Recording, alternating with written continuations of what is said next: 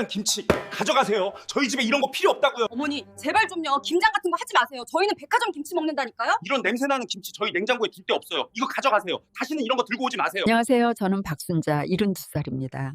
남편 떠난 뒤 혼자 살았지만 아들 하나 잘 키웠다는 생각에 외롭지 않았죠. 김장철만 되면 사흘씩 밤새워 김치를 단가 아들네 가져다 주는 게 제 기쁘였고요.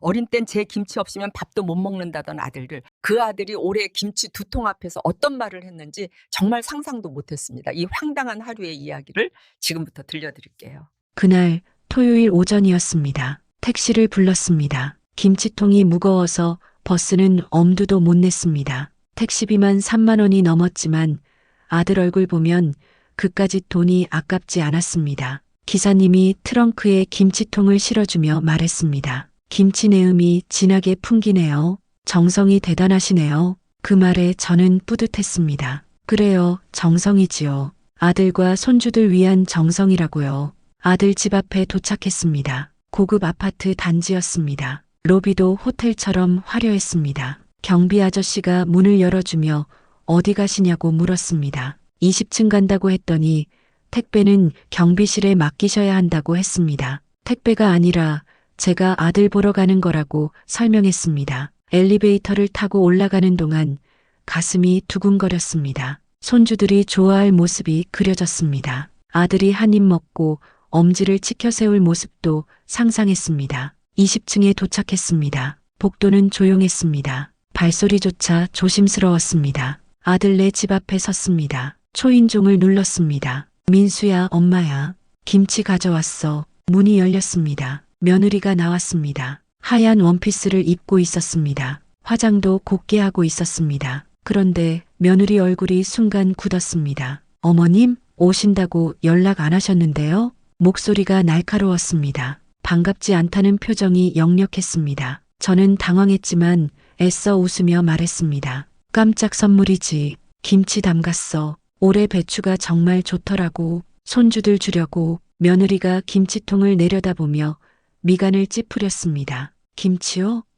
어머님, 저희 집 베란다에 김치 냉장고도 없고 그냥 냉장고는 벌써 꽉 찼거든요. 괜찮아. 냉장고에 넣으면 돼. 김치 잘 익으면 국 끓여 먹어도 되고. 며느리가 뒤를 돌아보며 목소리를 높였습니다. 여보, 어머님 오셨어요. 안쪽에서 아들이 나왔습니다. 잠옷 차림이었습니다. 머리가 헝클어져 있었습니다. 엄마, 왜 갑자기 오셨어요? 전화도 안 하시고. 저는 김치통을 들어보이며 말했습니다. 김치 가져왔어. 내가 좋아하는. 아들이 김치통을 보더니 인상을 찌푸렸습니다. 눈살을 찌푸리는 모습이 마치 더러운 것을 본 듯했습니다. 엄마, 저희 김치 안 먹어요. 사 먹거든요. 요즘 김치도 다 사 먹는 시대예요.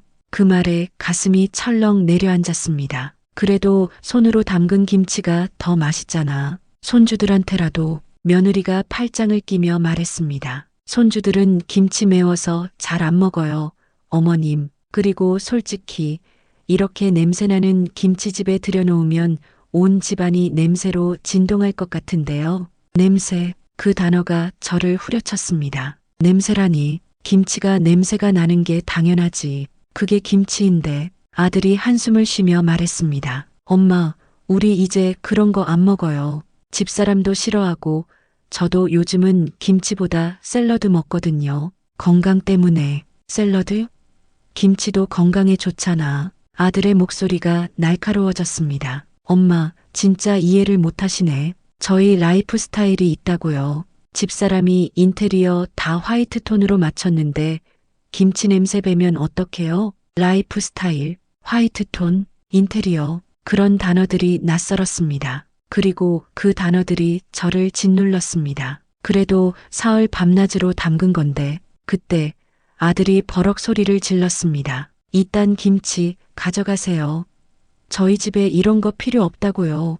쿵. 아들이 김치통을 바닥에 내던졌습니다. 뚜껑이 열리며 빨간 국물이 사방에 튀었습니다. 배추잎이 현관 바닥에 나뒹굴었습니다. 하얀 대리석 바닥에 빨간 김치 국물이 번져갔습니다. 며느리가 비명을 질렀습니다. 아이고, 바닥에, 이거 어떡해요?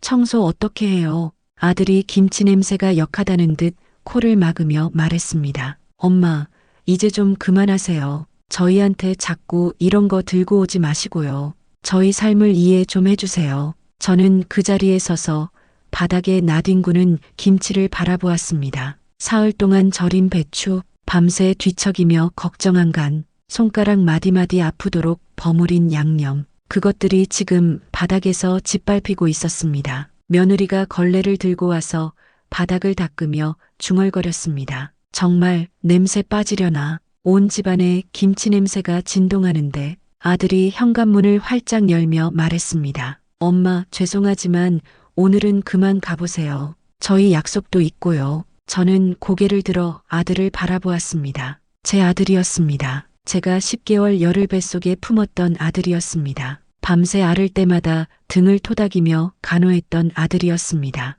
대학 등록금 마련하려고 새벽 시장에서 일했던 그 아들이었습니다. 그 아들이 지금 저를 내쫓고 있었습니다. 저는 아무 말도 하지 못했습니다. 목이 막혔습니다. 눈물이 핑 돌았지만 참았습니다. 그래, 알았어. 엄마가 미안하다. 저는 고개를 숙이고 돌아섰습니다. 뒤에서 문 닫히는 소리가 들렸습니다. 쾅! 하고 차갑게 닫혔습니다. 엘리베이터를 기다리는 동안 눈물이 주르륵 흘러내렸습니다. 복도가 너무 조용했습니다. 제 흐느끼는 소리만 들렸습니다. 집으로 돌아오는 택시 안에서 저는 창밖만 바라보았습니다. 기사님이 괜찮으시냐고 물었지만 대답하지 못했습니다. 집에 도착해서 저는 남은 김치통 하나를 열어보았습니다. 빨갛고 탐스러운 배추 잎이 보였습니다. 한 입 먹어보았습니다. 맛있었습니다. 정성이 담긴 맛이었습니다. 그런데 그 맛이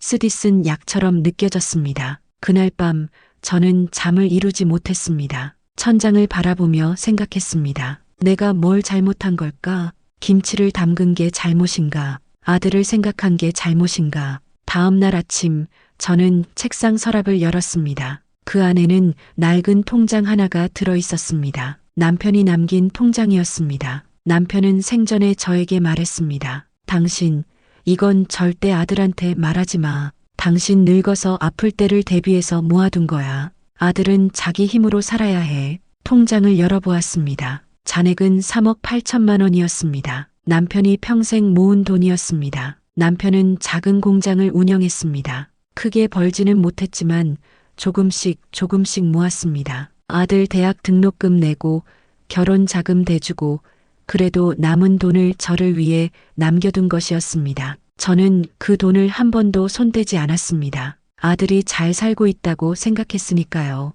돈이 필요 없다고 생각했으니까요. 하지만 지금 이 순간 저는 생각했습니다. 내가 왜 이렇게 살아야 하나? 아들은 저를 냄새난다고 했습니다. 제가 담근 김치를 바닥에 내던졌습니다. 제 정성을 쓰레기처럼 취급했습니다. 그런 아들을 위해 제가 왜 이 돈을 아끼고 있어야 하나? 저는 그날부터 결심했습니다. 제 인생을 살기로 먼저 병원에 갔습니다. 수년 동안 미뤄왔던 정밀 검진을 받았습니다. 무릎도 아프고 허리도 아프고 소화도 잘 안 됐지만 아들한테 폐 끼칠까봐 참았던 것들이었습니다. 의사 선생님이 말했습니다. 어머님, 무릎 인공관절 수술하시는 게 좋겠어요. 이대로 두면 걷기도 힘들어지실 겁니다. 수술 비용은 1,000만 원이 넘었습니다. 하지만 저는 주저하지 않고 수술을 받았습니다. 수술 후 무릎이 한결 나아졌습니다. 걷는 게 편해졌습니다. 그 다음엔 이 좁은 아파트를 나왔습니다.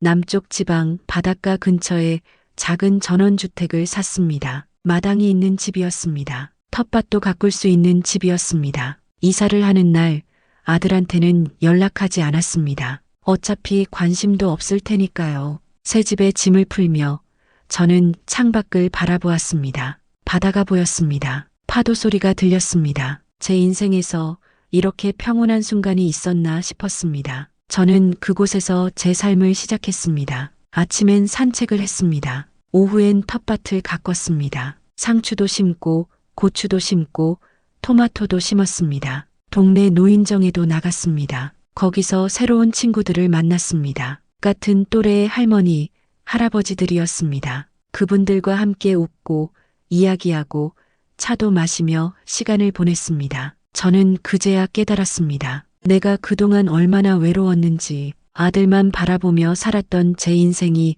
얼마나 좁았는지. 그로부터 6개월쯤 지났을 때였습니다. 아들한테서 전화가 왔습니다. 엄마, 어디 계세요? 집에 전화해도 안 받으시고 찾아가도 안 계시고 이사 가신 거예요? 저는 담담하게 대답했습니다. 응, 이사 갔어. 바닷가 쪽으로. 아들이 당황한 목소리로 물었습니다. 왜요?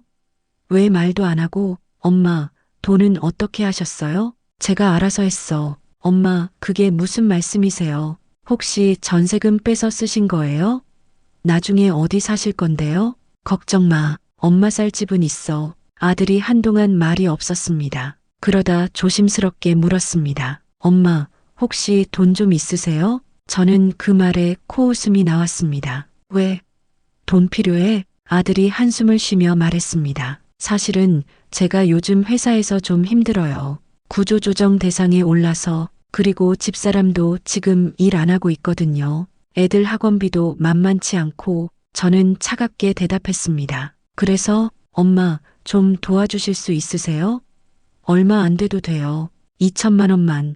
2천만 원. 김치를 바닥에 내던지던 그 아들이 지금 2천만 원을 달라고 했습니다. 저는 단호하게 말했습니다. 없어. 엄마, 정말 없어. 엄마도 살아야지. 병원비도 들고 생활비도 들어. 너도 이제 어른이니까 내 힘으로 살아. 전화를 끊었습니다. 손이 떨렸습니다. 하지만 후회는 없었습니다. 그로부터 몇 달 후, 아들은 정말로 회사에서 잘렸다고 했습니다. 며느리한테서 전화가 왔습니다. 어머님, 저희 정말 힘들어요. 남편도 일자리 못 구하고, 저도 다시 취직하려니 쉽지 않고, 대출 이자도 못 갚고 있어요. 며느리 목소리가 떨리고 있었습니다. 저는 냉정하게 물었습니다. 그래서 나한테 뭘 바라는 건가요? 며느리가 울먹이며 말했습니다. 도와주세요, 어머님. 손주들 생각해서라도. 손주들. 그 말에 저는 가슴이 아팠습니다. 손주들은 죄가 없으니까요.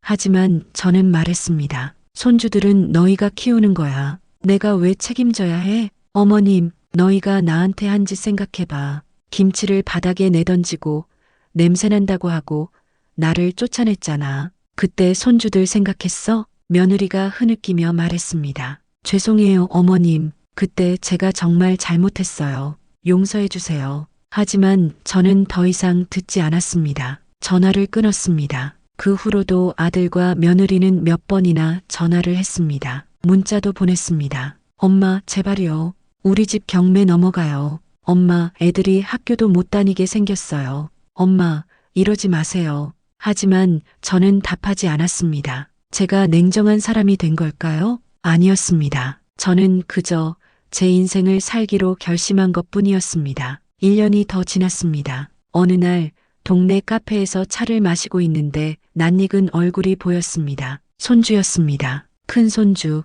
이제 5학년이 된 아이였습니다.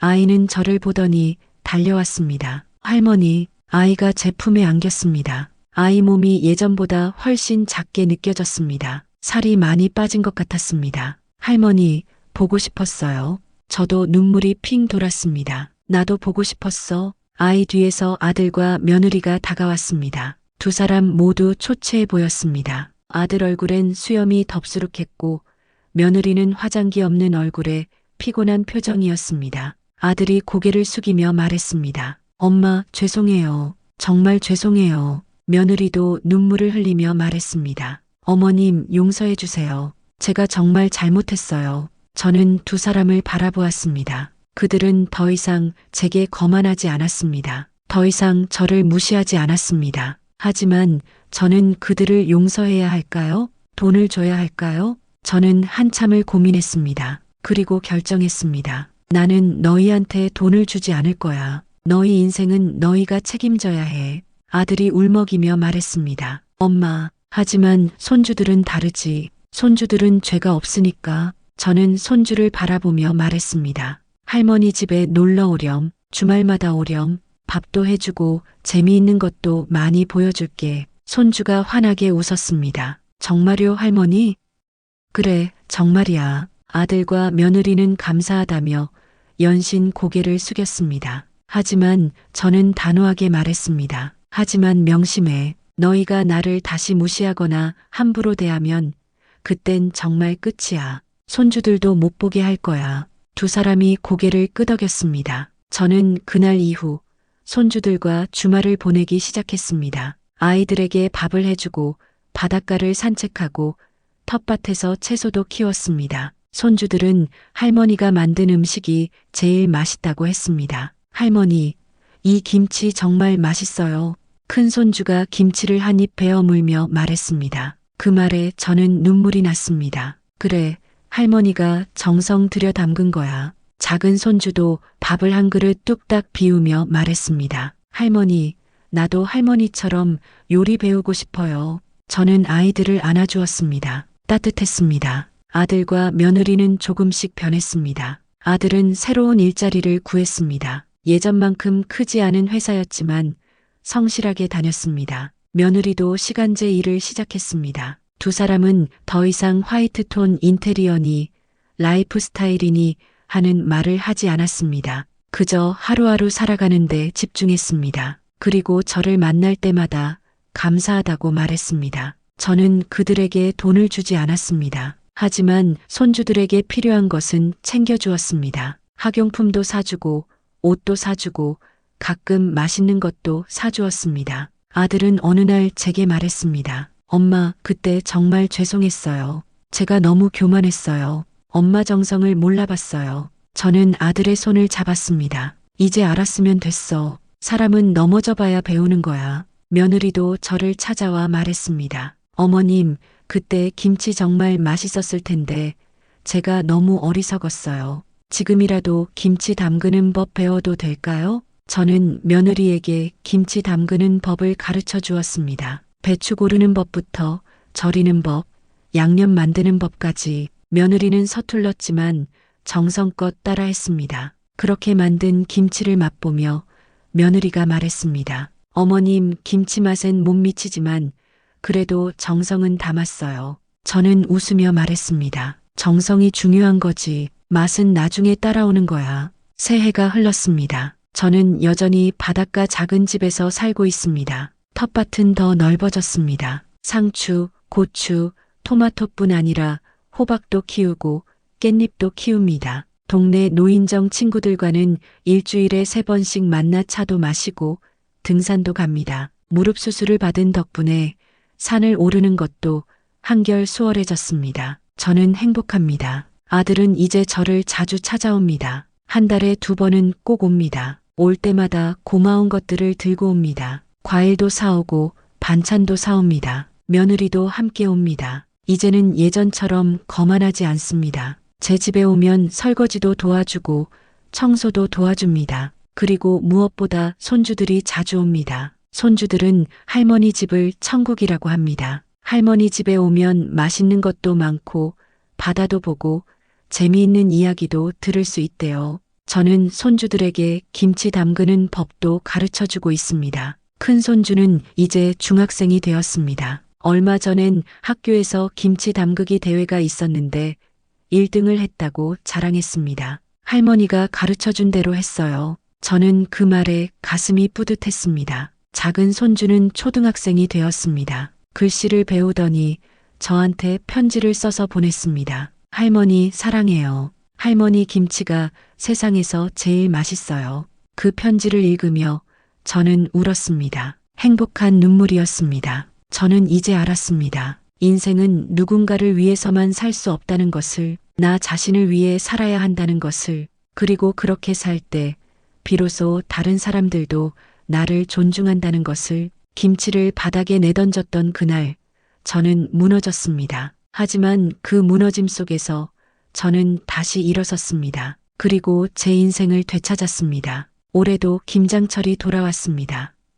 저는 텃밭에서 배추를 수확했습니다. 직접 키운 배추였습니다. 햇볕을 잔뜩 받아 잎이 두툼하고 싱싱했습니다. 이번엔 혼자 담그지 않았습니다. 아들 가족이 모두 왔습니다. 며느리도 왔고 손주들도 왔습니다. 함께 배추를 절이고 함께 양념을 만들고 함께 김치를 버무렸습니다. 손주들은 신나서 양념을 버무리며 깔깔 웃었습니다. 할머니, 이거 손에 매워요. 그래, 고춧가루니까 매운 거야. 그래도 참고 해야 맛있는 김치가 되는 거야. 아들이 배추를 절이며 말했습니다. 엄마, 어릴 때 이렇게 가족들이 모여서 김장하던 게 기억나요? 그때가 참 좋았는데. 저는 아들을 바라보며 말했습니다. 그래, 지금도 좋잖아. 며느리가 양념을 만들며 말했습니다. 어머님, 제가 아직 서툴러서 죄송해요. 괜찮아. 정성이 중요한 거지. 해가 저물 때까지 우리는 함께 김치를 담갔습니다. 커다란 김치통 6개가 가득 찼습니다. 하나는 제가 먹을 것, 하나는 아들 내줄 것, 나머지는 동네 이웃들에게 나눠줄 것이었습니다. 저녁엔 함께 밥을 먹었습니다. 제가 끓인 김치찌개에 갓 지은 밥, 그리고 각종 반찬들, 손주들이 밥을 먹으며 말했습니다. 할머니, 이 김치찌개 정말 맛있어요. 저는 웃으며 말했습니다. 많이 먹어. 할머니가 정성 들여 만든 거야. 식사를 마치고 우리는 거실에 둘러앉았습니다. 아들이 조심스럽게 물었습니다. 엄마, 혹시 외롭진 않으세요? 혼자 사시는데. 저는 고개를 저었습니다. 외롭지 않아. 나는 지금 내 인생을 살고 있어. 그게 제일 중요한 거야. 며느리가 말했습니다. 어머님, 정말 존경스러워요. 어머님처럼 살고 싶어요. 저는 며느리의 손을 잡았습니다. 너도 내 인생을 살아. 남한테 의지하지 말고 내 힘으로 살아. 그게 진짜 행복이야. 그날 밤 아들 가족이 돌아간 후 저는 베란다에 서서 바다를 바라보았습니다. 파도 소리가 들렸습니다. 달빛이 물결에 반짝였습니다. 저는 깊이 숨을 들이마셨습니다. 자유로웠습니다. 행복했습니다. 그리고 가슴 한편이 따뜻했습니다. 저는 이제 75살입니다. 혼자지만 외롭지 않습니다. 늦게야 알았거든요. 사람은 누구라도 자기 인생을 스스로 지켜야 한다는 걸요. 아들 가족도 이제는 저를 존중합니다. 저도 그 아이들을 미워하진 않아요. 다만 다시는 그날처럼 저를 함부로 대하게 두진 않을 뿐이죠. 김치를 바닥에 내던지던 그 순간 제 마음이 산산이 부서졌지만 그 덕에 저는 제 인생을 다시 주워 담을 수 있었습니다. 그래서요, 오늘 김장에 손을 담그면서 이런 생각을 했습니다. 이제서야 내 삶이 내 것 같구나. 여러분도 부디 자기 인생을 놓치지 마세요. 오늘 이야기가 마음에 닿았다면 좋아요와 구독으로 함께 해주세요. 여러분의 따뜻한 한마디는 또 다른 누군가에게 큰 용기가 됩니다. 그리고 댓글로 남겨주세요. 공감합니다. 그 한마디로도 충분합니다. 감사합니다.